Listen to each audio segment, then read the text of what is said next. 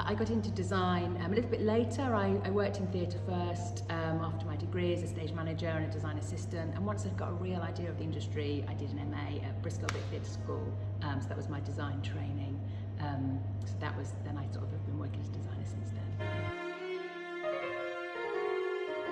I always try to go in blind. Sometimes it will be something that there are loads of versions that I already know, but this one I had read the book as a child and I thought I'll read the book again because that's the real basis of the story, and other than that I didn't look at anything else because I like to bring my own fresh ideas on. For this one I looked at quite a few walled gardens and went on some real sort of live walkabout trips to get the sense of what an old walled garden is like. And then I do a lot of image research from old photographs and books and pictures online, and just lots and lots of images of colours and shapes and all that kind of thing. And I play with different shapes in the model to sort of start to get the structural elements of it together.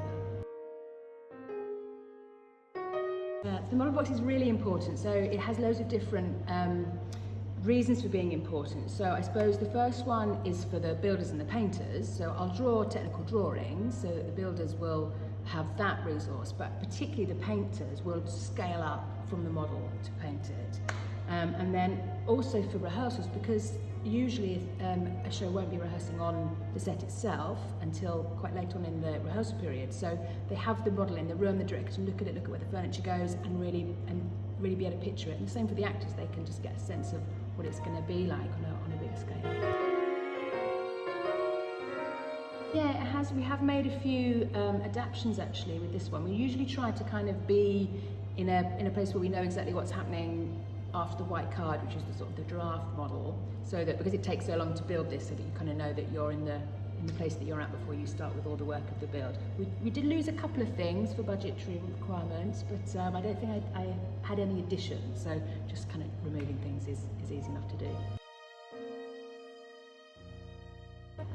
Secret Garden's got loads of exciting challenges. I would say the biggest one is Mary is outside the garden, which is completely imposing and forbidden, and then second later she's inside. But obviously both of those moments happen on the stage, so it's not that she can really go anywhere, so you have to sort of transform the garden around her.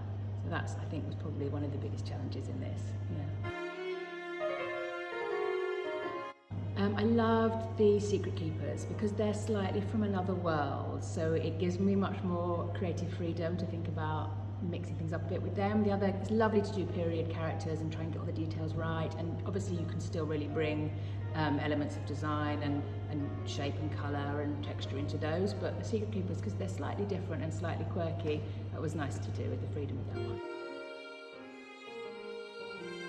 On this production, I think there's 2 that are made, and the majority of the others are either hired or from the theatre or stores here.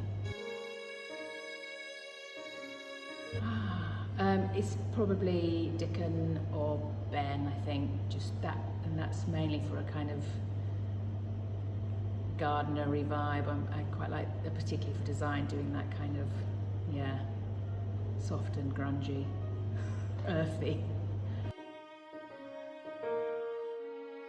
So I will put all the furniture into the tiny furniture store in my studio, and then if I work on another production that needs a writing desk, little chair, then they will go into other productions. But the walls and stuff I generally keep because I like them, and then eventually they get thrown away, or sometimes Owen's productions get displayed under little cloches in his lounge.